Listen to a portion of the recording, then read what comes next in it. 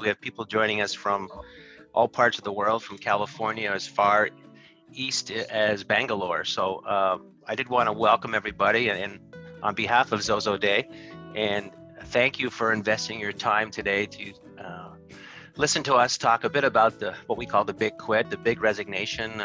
It's been called a lot of different things over the last 4 or 5 months as people starting recognizing that so many folks were leaving the workforce. My name's John Mills. I'm the VP of Business Development for Zozo Day in North America. And Zozo Day is a company founded on the premise of helping companies reward and recognize employees and engage them. And most recently in the last little while, also looking at the pulse of employees and the employee voice, which is very important. So I won't get into a long dissertation about who we are and what we do. I think it's more important today that we have a really good conversation around the real reasons for the big quit, some of the driving factors, which I think all of us have witnessed and know that probably pre-existed before the pandemic. And I think the pandemic kind of influenced people to really look at those drivers. And we're going to talk about some feasible fixes that people can do, from very easy fixes to some of a bit more time invested to put them in place. But at this point, I do want to have the panel introduce themselves. And I will say it's a very distinguished bunch of individuals that we've been able to put together. Diverse backgrounds, diverse cultures, and diverse thoughts about what's happening right now and how we can fix it. Let's start, we'll start, as I tile down. Kyle, you go ahead and introduce yourself and then we'll move down. Sure, would love to be number one. Thanks, John, I appreciate it. Great to be with all of you today. My name is Kyle Mlakar. I serve as Chief of Staff of Fox Logistics. We are a small, privately owned freight brokerage that is 100% remote. So we have team members within the United States. We also have team members in the Philippines, Colombia, and Macedonia. And so we've adopted and been a big supporter of Zozo Day. They've definitely helped us continue to reach our team no matter where they are in the world. I too am a member of the Great Resignation. In 2020, as the pandemic hit, I made a lot of changes, and I've had a string of, I think, 12 years at one company. And then I had 2 roles with 2 other companies within 2 years. And now I'm at Fox. And thankfully all that transpired because I wouldn't be with all of you today. So I'm really excited to dive in as a former participant and now somebody who is trying to combat this from happening. So. I'm really happy to be here, excited. I'm Mika, I'm the CEO of Outgage. We're a gifting engagement platform. We're split mainly between Israel and Colorado, so definitely used to some of the challenges with being remote and far away. We work with vendors all over the world, so looking forward to discussing some of the challenges that we see on our side as employers and also just from the employee engagement aspect. Great, thanks for joining us. Hi, I'm Vicki Thrasher. I just recently left after spending 25 years with Oracle in HR, working in the business partner organization as well as the organization talent development areas. I am a resident of the DC metropolitan area. I also am a big quit recipient here by going into the retirement phase last year. So not fully retired because I'm here, but looking forward to the conversation today. Thank you. Thanks, Vicki. Hello, everyone. I'm Tommy Lee Hayes Brown. I sit in beautiful Charlotte, North Carolina in the United States. Originally from Connecticut. And let me see, I'm the owner of my own business, Folly and Fun. I've been doing that for about 12 years now. Prior to that, or in conjunction with that, I was working for a large insurance company. And what we did, my job, various jobs, but basically honed in on the call center, multicultural call center, multicultural marketing, and employee recognition and engagement, which is where I spent most of my time. So I come at this both as a thought leader and I come to this as a consumer, somebody who is excited to work with the rest of the panelists here, getting to know them and their stories and hearing how the solutions they have to offer for myself and for you. Thanks. Thanks, Tommy. And just a couple of housekeeping instructions. You'll see down on the bottom, if folks are used to using Zoom, there's a chat function. So if you want to chat and put some questions in there for us to address, we will.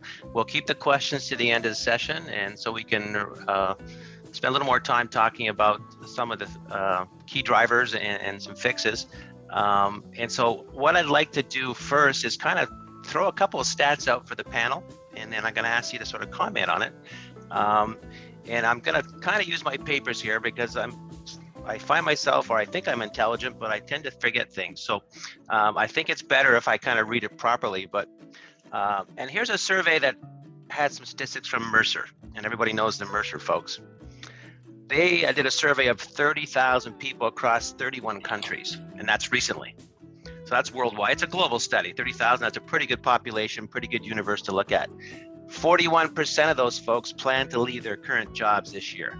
And we're not talking 2021, 2020, when everybody said, oh, people are not happy, they're leaving from the pandemic. This is now post-pandemic.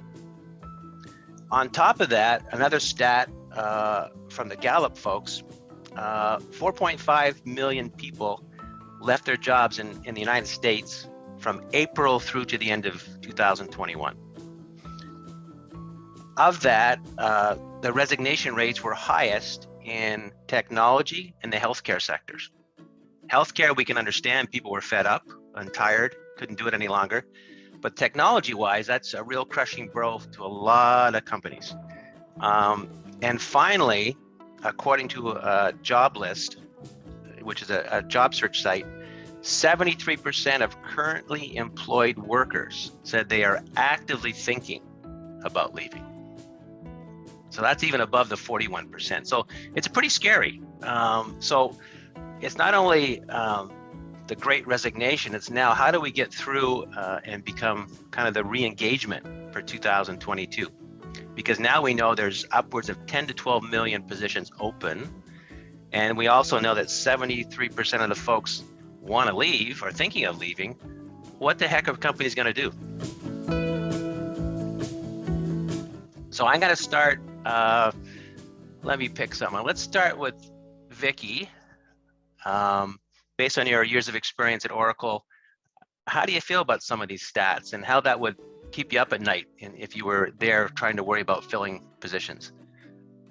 Well, that's a nightmarish type of a scenario that's identified here, but it is troubling. And I could see in organization setting where, especially if you're the head of talent acquisition, there is, you're probably up at night trying to figure out how do I meet the demand. Same time, working internally to identify, okay, what are the drivers that are leaving, getting people to think about leaving. And I think we're not into solutions yet, but it is something to think about in terms of what systems you have set up already. And maybe it's time to revisit those to see if it's actually either measuring the right stuff or if something new needs to be put in place because the culture might be shifting. And if your systems and programs and processes and policies are not in alignment with those, then you have this gap where employers are thinking, maybe something's better someplace else for me at this point. And I think with COVID was a kind of a reset time where people actually, I think, had time to really think about what's important to me. And that may have also contributed to, this wanting to see what's out there kind of attitude. Yeah, great. And it's kind of like if we were in the medical profession, we'd say the disease is the big quit or big resignation, but what are the symptoms that drove us there? And so what do you think, Kyle? I kind of broke it down thinking about once we met up yesterday in the dry run and then overnight and today, thinking first about our industry or just our company, kind of starting there, right? Start at what you know. And being in this industry for as long as I have, and perhaps it's elsewhere, always hearing the trend from our team members, hey, I'd love to know more about why you're choosing to do this strategy, or why are you pivoting the company in this direction versus another?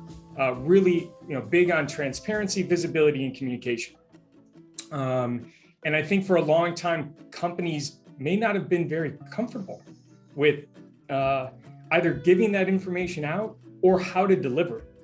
And so really kind of breaking it down and thinking about how we can explain what is going on in the company, and then tying it to how they contribute to the success or where the company is going, allows everybody to feel far more a part of everything. And that's something that's very crucial to what we are building and have begun to build at Fox. No matter, again, where we are in the world, every team member is a Fox team member, as much as the CEO is, or the newest person who is just joining on Monday. So I think it's really, really pivotal on the communication of the why. Start there and go from there. Just a thought. Okay, good show. What do you think, Tommy Lee? I was hoping you call me next because I have something to piggyback off of what Kyle said. So, I think Kyle's absolutely right. It's about communicating to everyone. So one of my lessons, some of the best learnings you can do is make mistakes yourself, right? So one of the best lessons when I was into management was putting a job description out there that was beautiful. It was a work of art. But one of my employees came to me and says, I want to apply for this job because I love this company. And I was like, what do you mean? We are the company. He's like, yeah, but I didn't know we did all this stuff. And I didn't know all these benefits were available. And I didn't know that I would be able to control my career like you said here. And it dawned on me, why am I telling the public all this and my employees don't know it? So when you communicate, you have to always tell your story. You have to, Kyle's absolutely right. Why do you want to join us? But then why do you want to stay? So we do a good job of communicating to people why you should join us. Do we do just as good of a job with our present employees to stop the bleeding that's happening and making sure they understand why they should stay? And if you don't have a good reason or a compelling reason for your employee to stay, that's where you need to start. Good show. Mika? Yeah, I mean, about the transparency in this on the strategic level, I 100% agree with both Kyle and Tommy Lee. I think that there's a delicate balance also. So besides the whole strategic level, and when you look at it from that, top-down company side, absolutely. And then when you're not actually sitting next to people in the office, how do you see what's going on with them on the individual level as well? So taking that, down that transparency and also giving that trust to people who are now in back-to-back meetings, right? No breaks. You're not really seeing what they're going through throughout the day because you're not sitting next to them. So besides checking in on them, first of all, I think that there's been a great movement, and at least that's what I'm viewing from companies that I know and ourselves, giving transparency to the employees in terms of their own benefits. What do their option pools mean, right? And all of those types of things that maybe companies weren't really sharing in the past, but also giving that room for impact and feedback. Because at the end of the day, you want to put trust into the people who are working with you, and in these meetings that you're not getting that visibility on. So they definitely have thoughts. And if you don't really take that time to consider it, then you're losing a lot of knowledge for the company on the higher level, but also, how do they feel about that, right? So recognition on the individual level, and how do we actually allow them to be that bigger part of the picture when it is a little bit harder because you're not next to them. And I think that it is taking that extra mile and not only trusting people, but giving them that room. And also just something that we've seen, I think that giving that compassion and understanding, and going back to what Victoria was saying about, that maybe there are other things that are important to employees today or to people in general, obviously, that we didn't notice so much in the past. I think that, in the past, we saw a lot of companies that were boasting about longer work hours and giving benefits and facilities that were trying to improve that and trying to do that, right? Like the cool foosball and pool tables or the massage chairs and all of that. And today, maybe things that are important to people changed, because now we're actually intertwining work and life and, personal life. So how do we give room for that as well? And I think that that's super important.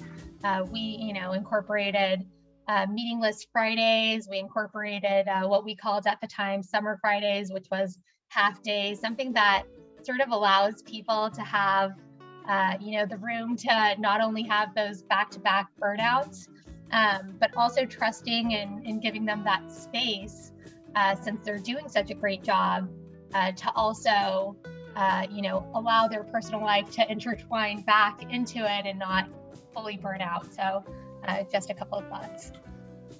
Yeah, that's fantastic. And that kind of leads me into my next point, and it's really, how do we connect people now?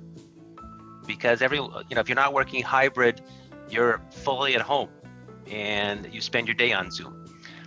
And dovetailing to that is really, I think people are starting to recognize it really is about the voice of the employee and about employee experience. So how do we make it better? What do we do? And someone put their hand up or jump on it before I call you. And I'll jump on that one. All right.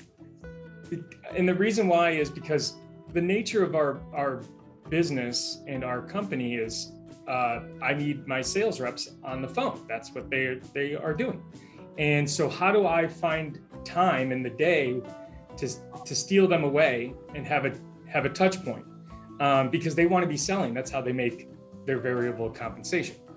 So one of the things, really did it in two different ways. Number one, and this has been a big pushback again in our industry, was to do a town hall. So we do monthly town halls now on the first Friday of every month. We review the previous month and talk about what's to come in the next month. And we track things over the quarter and the year, so that there is a theme that all leads us towards our goal for 2022 as it stands right now. I've only been at Fox for 5 months, so we're doing a lot in a very short period of time.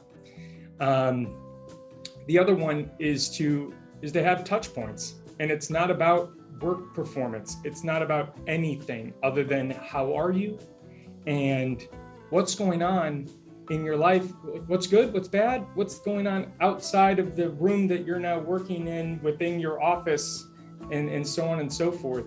And it's just intentional and purposeful. And that's probably the thing that was like the most excited to just say on this webinar today, was it's about being intentional and purposeful with your team members, no matter where they are. And if you genuinely communicate that, they'll buy in and they'll raise their hand and tell you. And that's what they really want to know. And we do it really through a technology. I mean, Zozo Day has been a huge part of supporting it to keep that. But there's a lot of applications out there that aren't maybe as structured as a Zoom or Teams or what have you, that you can look at for virtual workplace interaction. And you can jump in and just click on the video and say, hey, how you doing? I thought I would bomb in and see what's going on. And that's kind of part of our work culture, is everybody is open to it. Cameras are always on. So. Good show. Any other thoughts from anybody? Yeah, I think I think the organization's engagement strategy needs to be really, really thought through. And it's not a one-size-fits-all approach either. I mean, I think you have groups that have different drivers within them, that they may need something a little different. And so being flexible is going to be key. The other thing, as it comes to communication, is so important. And I think using different ways to communicate and get your point across. Not everyone hears or reads things the same way or interprets things the same way. And so having a variety of ways to communicate the messaging is important so that you're reaching everyone in the organization. And you know that, we were still experimenting even before I left with other ways of being able to just relay what's going on in the business, what's going on within the HR organization, what's going on within the team. And it was a creative approach, especially because most of us were on Zoom most of the time at that point in time. So you got people that were thinking about how they brought more gamemanship in terms of their meetings and things like that. And I think, being willing to experiment with different, not everything's going to work, but I think employees are recognizing that at least you're trying, and they appreciate that. And they'll let you know if something was really good, and they'll let you know if something was really bad. So I think that's really important. One of the things I thought about as you were talking is, when I wanted my kids didn't like eating vegetables. So one of the ways I got them to eat vegetables was have them grow vegetables. Because when they grew their own vegetables, they got excited about eating the carrot, pulling it out of the ground. They would eat carrots no other time except for the ones that they grew. There was a pride, there was a pride that I grew this. And it's the same, I've done the same thing with my teams. So I love this slide, John. There's no business with there are only people. And the business exists among the people and for the people. So bring your people into that process. So if you're trying to get them to bite that carrot, get them involved in the process. And so, have a team together. What are we missing? Management doesn't know everything. Ask your employees, what are we missing? What would make you happier? Of course, yeah, I would love to pay you all $1 million, but that's not possible right now. But until that day happens, how can we engage you? And then another opportunity I think people are missing is, number one, use your employees, and then find out why your people are leaving. I think a lot of us do exit strategies, but I don't think we follow up on them, and we don't make real change. These people are probably one of the best people to tell you what's dysfunctional about your business. So, because they're leaving you for whatever reason. So whatever that reason is, find out what it is, and those employees, soon to be ex-employees, I've gotten some of the best feedback and concrete things I could do to turn my unit or my business around. So I love that, John. The people, bring the people into the process, and they'll help you figure it out. Yeah, exactly. And Richard Branson, one of his great quotes is, invest in your people, and you're investing in your customers. And it's never been truer words spoken, because your people drive the business, drive the performance. And there's study after study talks about engagement, and more people are engaged, the better your performance will be. But I don't know if we really drive it down or narrow it right down to the employee and say, what does make you engaged? Fill me in from a management perspective. And do we have the systems in place that can help people report that information, talk to you? The other kind of stunning thing I saw, that 1 in 6 managers, we keep thinking, we say, employees are leaving, 45%. 1 in 6 managers are leaving. And so you think of all the intellectual capital that's walking out your door when you lose a good manager. Now, some managers you want to lose, let's face it, they're not good managers, but 1 in 6, that's a big hit for organizations. The other thing I think we could talk a bit about is the employee life cycle. Are you onboarding? Then are you talking to them after 30 days? What systems do you have in place to gauge how they're feeling? And I think all of you probably have had the annual engagement survey or employee satisfaction survey. Well, that's like looking in the rearview mirror, because it's too late to do anything. Let's face it. So talk to me a bit about kind of your experience with doing engagement surveys, and have they been well thought out, and are people reacting, and are you asking the right questions? Because we know that you can drive a survey based on what you want to hear, right, versus what you should hear. So maybe give me some thoughts, the panel, and maybe Kyle, you can give me some thoughts there. It's something that we're actually developing right now. We didn't have a way to, I really thought, to gather the information in a way that could give us then we're very into data and analytics, a glimpse into where all the answers came into one place, and that we could really look at it, kind of back to Tommy Lee's point on an offboarding interview. How do we successfully become a better company from that? Because odds are, just on that point, Tommy Lee, they're not the only employee that has those thoughts. There's a couple, because they talk, the employees do talk, okay? And to prevent the rest of everybody else leaving, you need to cut the snake off at the head or whatever.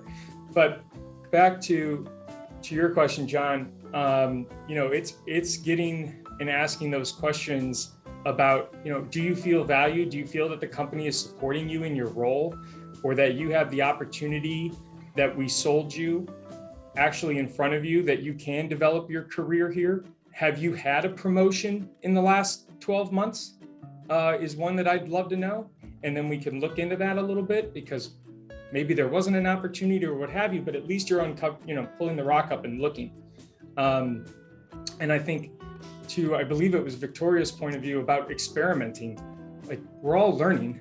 If you come from that approach, then you're all going to get there together a lot faster than if we just charge ahead with a plan and kind of look back and no one's there at all. So I think it's how do you ask? I think your point on asking the right questions, that's a really hard thing to suss out. Are we asking the right questions as a leadership team? That's something that I try to have to spend a ton of time crafting. Mika? Or sorry, go ahead, Vicky. No, I was going to just tag on. The employee engagement survey, although I think it's a very useful tool, it's not the only tool to have in your toolkit. And I think it does require that, first of all, if you're using one, that you're relaying the feedback back to employees so they're not feeling like their input's going into a black hole and they never hear about it again. But secondly, just kind of what we talked about a little bit yesterday, where I think some of these companies or organizations are changing because their employee base is changing. And therefore, there's some other factors that are becoming important or rising as important, like, well-being and mental health, and the company being in good standing in the community and in the world. And so you have to kind of constantly, look at what you're asking about, what you're asking employees about, and update that to reflect how the organization may be changing. Because if you're not asking the right questions, you're not going to get the right answers. That's obvious. And that data, I know we were able to use some of that data as well as other data that we were collecting from an HR perspective. We got a team of data scientists together that really could tease out even more different pieces of information, HR data, correlate it, analyze it, and really come out with some insights in terms of, with a particular group, what was more important to them on a more segmented basis, where you can actually do some actionable plans against that. So that was evolving as well as I was stepping out of the organization, but it has a ton of promise, and it's very, very interesting work, and the insights are fabulous. So anyway. Yeah, very good. Mika, I see you wanting to talk there, so go ahead. No, I'll also tag on if that's okay. So at the end of the day, and John, I think that you said it beautifully, once a year is pretty late to the game, and we don't really know. So although it is very challenging, I think at the end of the day, and what we're seeing, and it's all about the human relationship. So the question is, how do we actually bring that care and rapport on the ongoing basis. So I think that one-to-ones are super important, right? So just finding that time and either, like Kyle suggested, just popping in, or actually having that schedule to really see where that person is. Yes, it's about asking the right questions, but will everybody give you the true answers all the time? I don't know. It is about reading between the lines a lot of time with people, and thankfully, it's not like being in person where you actually, really engage like you used to in the office, but on Zoom or other platforms, you could definitely see facial expressions. And I think that it is important to help managers also learn those skills to sort of see, can you try to understand better or deeper what's going on with that person? Does he know where he's going or she's going in the organization? Is that the road that they want to take? And I think that honestly, at the end of the day, money is comparable in many places. It's rarely the reason people will leave the place they accepted it, not long ago, unless they haven't been promoted or recognized. And there's many, many ways to be recognized, as Zozo Day also knows, and we incorporate Zozo Day to our platform as well. But I think that it is about, at the end of the day, am I being seen? Am I being heard? Am I making an impact? And do I like the people that I work with? Because if I don't, I have so many more options today, not just because there might be more places to work, but the digital scene and allowing people to work from home has exponentially opened possibilities for me. So where is that place that I enjoy, being? So. Yeah, exactly. And then the other thing that I think people are realizing now is, or I would hope they realize, that we have upwards of 5 generations working in companies now. 17-year-olds to 70-year-olds, and both populations at both ends are going to grow because we need people to work. And if you're people working from home, I don't care if you're 17, as long as you can do the job, or you're 80. If you can get on the phone and talk to people and provide customer service and help us along the journey, then you can help us. But then from a management perspective, we need to know how to connect with those different types of generations, how they want to be treated, how they want to be recognized, how they want to be trained, how they need to be trained, and what application works for them. So I think that's another thing that we could talk on quickly. And the other one I thought we would touch on, and you can pick one, is everyone spends, and I mentioned it yesterday, so much money developing their values. But there's not a lot of champions internally and senior management wise that always live the values or talk about them, and that filters down. And I think that's what happens in the last 18 months is people said, I'm not sure we stand up and live our values, or it has the same values that I have now. And because of the fact there's more positions available, I'm going to look. So Tommy, I'll let you start on that one. Thanks. Did you see me raise my hand? Yes, I did. So I'm so glad you brought this up, because, we have to also think about, again, stopping the bleeding, right? With the Band-Aid with our employees that are still with us. We also have to think about casting that net a little wider when it comes to recruiting, because I think the problem a lot of us have is we're addressing the big quit just like we have normal business. Normal business challenges that we all have. This is a little different, and you have to kind of combine a lot of the stuff that we've learned about diversity and diversity of thought, and getting in people who think differently so we can move this organization forward. And think about that when it comes to our recruiting. I'll use me as an example. I have my own business, but I'm open to joining another corporation eventually one day, but I am cherry picking. The company's going to have to come correct. And one of the things I'm looking for is not salary. I'm looking for culture. I'm looking for somebody where I'm going to be a good fit, and I'm going to spend 8, 10, 12 hours a day with these people. I want to like them. And I want to be at a place where my talents and whatever it is I can contribute are valued and appreciated. So I can be the best I can be, so I can make my company the best I can be. And that will transcend to the way I treat my customers. It'll increase my stock value of the company. It'll improve my service, every aspect of our businesses.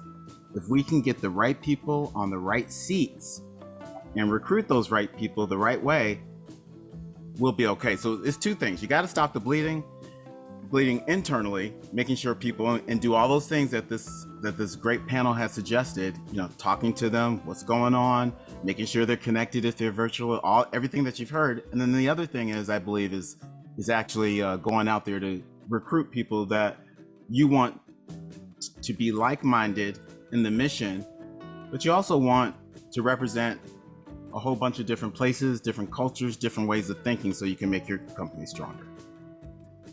Good show. John, we have a question Sure. on surveys. We were discussing surveys. So there's a question that, are you witnessing survey fatigue with employees? If yes, how do we navigate that? Because how many surveys are too many surveys? How do we navigate that? That's a great question. I don't think it's one size fits all. It probably depends on what you're trying to do and the size and structure of your organization. I've come from places where they did a Gallup survey once a year. Surveys, in my opinion, should be like recognition. It should be timely and it should be meaningful. So doing a survey 10 months after the fact, well, that manager may not even be there, or that employee might be in a different job role, or what have you. So I just think, if we can make surveys timely, and again, I hesitate to say what's the proper time because it really depends on your organization. But for me, once a year wasn't enough, and quarterly seemed to be okay for us. We saw some results quarterly. I don't think monthly may be too much. I don't know. Just depends on your turnover and what's going on with your organization. But I would definitely, that would be my suggestion. Yeah, for sure. And just a thought while Tommy Lee was talking about it that popped up. Tommy Lee inspired me about this. It's my superpower. You were saying that the survey needs to be, also meaningful. And the question is, do the employees also understand what they're going to get out of this survey? Like, how is it going to impact? Why are we doing the survey? What impact will it have on their lives? Because if it will have something on their lives, then they're probably more likely, good to hear your daughter telling me, then they probably are more likely to do it. And maybe there's also ways, and we see it from the more, gifting and experiential side, maybe there's ways to make it fun also, experiential, gamified, maybe they get something for their time for taking the survey, right? So maybe there's a way to not make it feel like such a task for employees. Yeah, very much so. And the other thought, and I'll jump in here, I don't want to monopolize the conversation, but I'm often asked about, well, do you have any benchmark data on your surveys? And my response has basically been, well, I do have information from other organizations, but you want to talk to your people. What is going to drive your business? What are your people like? What do you think they're interested in? You got to set your own benchmarks about your people. And just because this oil company down here has this type of engagement data, that doesn't mean yours is going to be the same or more or less. You've got to decide what makes sense to you, what questions to ask. And from people have been surveyed a lot, so I understand this whole survey fatigue, but if you tell them why you're going to do it, like you said, Mika, here's why we're going to survey. Here's what we want to find out. We're going to be very upfront, very transparent, and we're going to get back to you and we're going to respond. We're not going to respond 6 months from now or 9 months from now, and we're not going to do it in a closed door session. We're going to let, there's no holds barred. We're going to share the results and we're going to act on it. If you do, it's one thing to report it, but if you don't act on what you said you're going to act on, don't survey me again. I'm not going to respond. Right. So I don't think there's any right or wrong answer how much to survey. It's just what fits you. All right. Any other questions there, Sri, that came up? Okay. All right. She's on mute. She's on mute. She's on mute. So the question is, sorry, I didn't realize.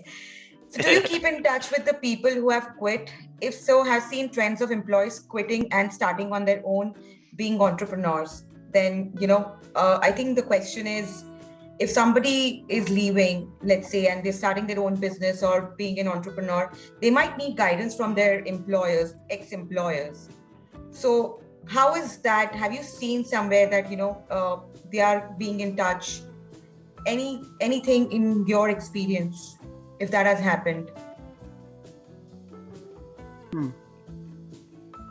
No, I keep in touch with former employees just because, on a personal level, and social media has helped with that. But as far as a company representative, I've never worked at a place or know of a place that had that outlet. Though that talk about some great feedback. I mean, if you created a Facebook group of alumni or whatever, you definitely would be able to find out what happened, and it might be a good recruiting tool too. I never thought about it. It's a pretty cool question. Yeah, I mean, those people, you don't want their businesses to fail, but they might decide, you know what, I thought I wanted to be an entrepreneur, but I really don't. So I might want to come back. I've gained some experience. And that kind of leads into, if you had a mentor, a lot of people have great mentoring programs, which is a great way to connect folks, especially now with so many people working hybrid, right? To having a mentor that you could reach out to talk to one-on-one once a week, what a fantastic idea. I'm not having a good week, Tommy Lee. My manager crapped on me and I'm feeling, down. What can you do? What do you think? And typically the mentor's done. I'm not. I'll call you later, pal. But at least maybe that person, that mentor, can say, based on my experience in both outside this organization and in the organization, here's what you might want to try. Good idea. Okay. Mm-hmm. I think we're almost out of time, so I'm gonna let each of you give a soapbox for a couple of minutes each, and maybe give everybody in the audience some takeaways that you learned either over the last couple of days of all of us talking, or things that have really stuck out today. And then hopefully it'll charge up some people that attended about things they can do. And if they want more information, of course, they can reach back to any one of us. So we're going to go in reverse order this time because I put Kyle on the spot. So I'm going to start with Tommy Lee. You're at the bottom, but you're never at the bottom of my heart, buddy. Go ahead. So I guess my parting words would be just understanding that things have changed. Employees have more power than they've ever had. They are armed, not only with the power that they have because they offer a certain skill set, but they have power in numbers, and there's power in unions, and there's power in just making a decision to say, I'm not going to take it anymore. I'm moving on. And remember, again, the opportunity, because one person's employee is somebody's new hire eventually. So, there's opportunity there too. So get your ducks in a row, find out, talk to your people again, make sure your people are driving a lot of the stuff or are involved, because they're the experts, not us. And then the manager thing that you mentioned, John, that's intriguing. 1 in 6, I think you said, 1 in 6 managers are looking to, so they're employees too. Remember, your managers are employees too. You owe the same obligation to your managers as you do your people. Maybe even more so, because they're the ones, people don't leave companies, they leave managers. So make sure your managers are happy as well, and that you bring them in on the process too. Because that middle management, that's a tough role to be. You almost feel like you're forgotten sometimes. Like so much emphasis is on the employee and so much emphasis is on the results, right? And then you're kind of stuck in the middle, like they want more and more out of me, and I'm getting less and less tools to do it. So just keep your managers in mind too. Go ahead, Vicki. I think some of my takeaways were the emphasis on the engagement, and that's looking at what you're doing and also what you could be doing or should be doing as a result of the shift in the workforce. The employee-manager relationship, I think, is so important. Normally when I would see engagement survey data, I was always impressed because it was pretty strong that employees trusted their managers as much as they did. And I think the more secure you get with your managers being able to have those frank conversations with their people, it just brings them in touch even that much more so about what's going on with them and being proactive with them when something is going on with them that needs to be addressed. So I think those two elements. The third, I would say, again, if you're in an organization that has programs and things, to really look at how they're going or how you might need to adjust those given where we are today, and being open to other suggestions and ideas of making that happen. Thanks, Vicki. Mika. I think that there is, a very positive change that's happening right now, and it's inevitable because this is the way that we're going to retain a good workforce and good leadership, and just a better work environment, and that's bringing more compassion and true care into our relationships with, our employees, our managers, whatever level they're at, and that hopefully spreads like fire also in between those relationships, right? So I think that that's happening anyways, because where it isn't, people are feeling less cared about, and eventually they'll leave. So I think that that's a great change that we're already starting to see. Thank you. And Kyle? These are all very good points. I don't know if I have much left, in the tank to contribute, because everyone's hitting on all the right points. But I think for me, thinking about it, it's kind of like, it's a big migration. And we focused early on in the call about employees, individuals, taking the time that they had in COVID to sit back, rethink, prioritize, reflect, but maybe retool, reskill, relaunch themselves. It's the same for companies. A lot of companies burned out. So to the point that everyone's making, we don't need take an intentional and purposeful look, not just in what you're doing for your team members, but also just as a company overall. Where are you? And understand that it is okay to experiment and to try and to pivot the company's, vision, purpose, culture, just fabric of what it is all about. It's okay to change that and still stay on course and do something else. And then you're going to bring in other contributors now that have a different set of tools or mindsets or purposes that are more in line with where the company is going to go into the future. So it's not just on the individual and now trying to fit that square peg in a round hole. Take a second, take a breath, and revitalize and retool the company's feel from the inside out. All right, thanks, Kyle. And I'll kind of wrap it up from a Zozo Day perspective, and I guess to quote one of my favorite shows, The Mandalorian, this is the way. We've got to find a way to connect people in the organizations. We've got to find a great way to have them recognized for living the values that you want to see in the corporation, but there has to be leaders in the corporation that are behind those values and your champions. And then you have to listen to them through, whether it's a pulse survey or it's, as you said, your weekly connect with your manager. And we have to give the manager the tools to do that, as Tommy mentioned. And we talked about this yesterday. People often become managers because of great technical abilities, and a lot of it is in the soft side, which is really what drives the behaviors in an organization. So how do we connect, how do we recognize, and how do we get feedback from our employees that we're doing a good job?